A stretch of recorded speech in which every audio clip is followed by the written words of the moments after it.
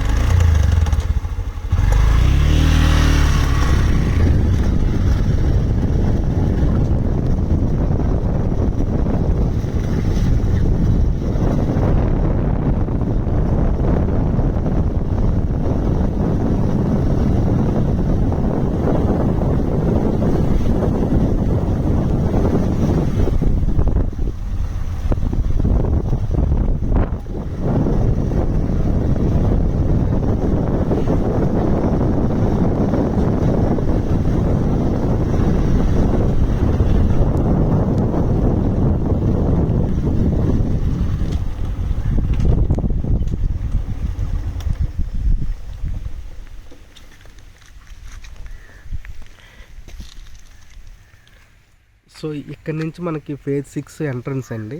So మనం first main road నుంచి ఆనుకొని వచ్చింది మొత్తం అంతా స్వాతి లేఅవుటే.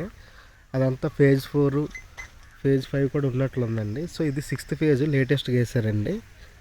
సో మనకి మెయింటెనెన్స్ అంతా చాలా బాగుందండి. మొత్తం ఎలక్ట్రిసిటీ, డ్రైనేజ్లు అంతా నీట్గా మెయింటైన్ చేశారండి. ఇది కూడా తక్కువ బడ్జెట్లోనే.